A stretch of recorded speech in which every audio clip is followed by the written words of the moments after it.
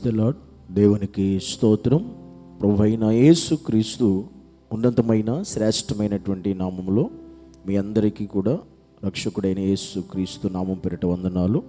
ఈ సమయమందు దేవుని సన్నిధిలో కీర్తనలు 96వ కీర్తన 4వ వచనాన్ని చదువుదాం.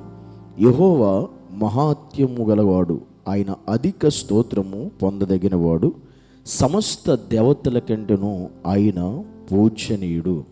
దేవుని వాక్యం సెలవిస్తుంది, మనం నమ్మి ఆరాధిస్తున్నటువంటి దేవుడు ఈ లోకంలో సమస్త దేవతల కంటే పూజనీయుడు అని వాక్యం సెలవిస్తుంది. ఆయన ఎవరు, ఎలాంటి వాడంటే, ఈ లోకంలో దేవుళ్ళు అనబడి వారు అనేక మంది ఉన్నా, దేవతలు అనబడి వారు అనేక ఉన్నా, అన్నిటికంటే దేవతలన్నిటికంటే ఆయన పూజనీయుడు, ఆరాధించబడే దేవుడు, కీర్తించబడే దేవుడు, పొగడబడేటువంటి దేవుడు. అధిక స్తోత్రము ఆయన నొందదగినటువంటి దేవుడుగా మనకి కనబడుతూ ఉన్నాడు. అలాంటి దేవుని స్తుతించడానికి మనం ఎప్పుడు సంసిద్ధులమై ఉండాలి. వ్యర్థమైన పదాలు, వ్యర్థమైన మాటలు మనం మాట్లాడే కంటే కూడా ఎక్కువగా దేవుని స్తుతించడానికి, దేవుని మహిమపరచడానికి, దేవుని గురించి సంభాషించడానికి, దేవుని గురించి మనం అత్యధికంగా ఆయన స్తుతించేటువంటి హృదయమును నోరును మనం కలిగి ఉండాలి. ఎందుకని అంటే ఆయన అధిక స్తోత్రము నొందదగిన దేవుడు. అంటే అత్యధికంగా మనం స్తుతించగలిగేలా ఉండాలి. ఎక్కువగా దేవుని స్తుతించడం, ఎక్కువగా దేవుని ఆరాధించడం, ఎక్కువగా దేవుని మహిమపరచడం మనం చేయాలి. కనుక మనం అలా పని ఎప్పుడైతే చేస్తామో దేవుడు మన ద్వారా మహిమపరచబడతాడు, ఘనపరచబడతాడు. దావీదు అంటాడు కదా, నా నోట నీ స్తుతి ఉండునుగాక అంటాడు. ఎల్లప్పుడూ నా నోట నీ స్తుతి ఉండాలని దావీదు భక్తుడు కోరుకున్నాడు. అంటే మనం ఎక్కడున్నా, ఏ స్థితిలో ఉన్నా, ఏ పరిస్థితిలో ఉన్నా మన నోరు దేవుని స్తుతించేదై, మన హృదయం దేవుని ఘనపరిచేదై ఉండాలి. ఎందుకంటే నిత్యం మనం ఏ పని చేసుకుంటున్నా దేవుని స్తుతించవచ్చు, ఏ స్థలంలో ఉన్నా దేవుని స్తుతించవచ్చు, ఎక్కడున్నా దేవుని మహిమపరచవచ్చు, ఘనపరచవచ్చు.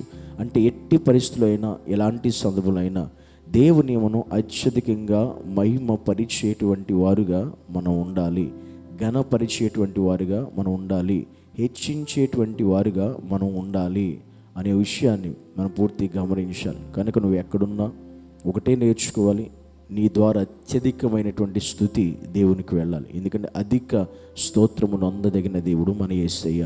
కనుక నువ్వు ఎక్కడున్నా దేవుని స్తుతిస్తున్నావా? ఏ ప్లేస్లో ఉన్నా, ఏ స్థలంలో ఉన్నా, ఏ పనిలో ఉన్నా నీ హృదయము, నీ నోరు దేవుని స్తుతించగలిగేదిగా ఉంటుందా లేదా? కానీ వ్యర్థమైన సమయాన్ని వృధా చేసుకుంటూ, వ్యర్థమైన దానికి సమయం ఇస్తూ దేవుని స్తుతించే విషయంలో నువ్వు నిర్లక్ష్యంగా ఉంటున్నావా అనేది ఒకసారి మనం ఆలోచించుకోవాల్సిన విషయం. ఎవరైతే దేవుని ఎక్కువ స్తుతించగలుగుతారో, ఎక్కువ మహిమపరచగలుగుతారో వారికి దేవుడు చెప్తున్న విషయం, ఎవరైతే నన్ను ఆరాధిస్తారో, ఎవరైతే నన్ను ఘనపరుస్తారో, నేను ఘనపరుస్తాను అన్నాడు దేవుడు. కనుక ఎప్పుడు మనం చేయగలిగింది ఒకటి, మన జీవితంలో ఎక్కువ స్తుతించగలగవచ్చు, ఆరాధించగలగవచ్చు దేవుడు. అది ఎక్కువ మన జీవితంలో చేయగలిగే స్థితి మనం ఎప్పుడు కలిగి ఉండాలి. దీనికి ఎటువంటి సమయంతో సందర్భం లేదు, లేదా స్థలంతో సందర్భం లేదు. ఎక్కడైనా మనం దేవుని మహిమపరిచేటువంటి వారుగా దేవుడు మనలను, మన కుటుంబాలను ఆ రీతిగా మన ద్వారా అత్యధికమైన స్తుతి దేవునికి వెళ్ళేటువంటి కార్యము మన జీవితాల ద్వారా దేవుడు జరిగించి సహాయం చేసి నడిపించునుగాక.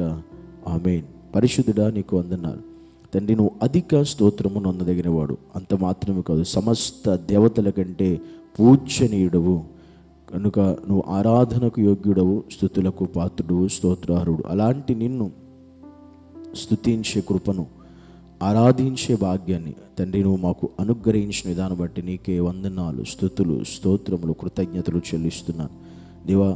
అట్టి కృపతో నువ్వు మమ్మల్ని నింపి నడిపించి సహాయం ఇచ్చేయమని ప్రభును రక్షకుడైన యేసు క్రీస్తు అధికారము కలిగినటువంటి నామమును బట్టి ప్రార్థించి అడిగి వేడుకుంటున్నాము పరమ తండ్రి. ఆమేన్.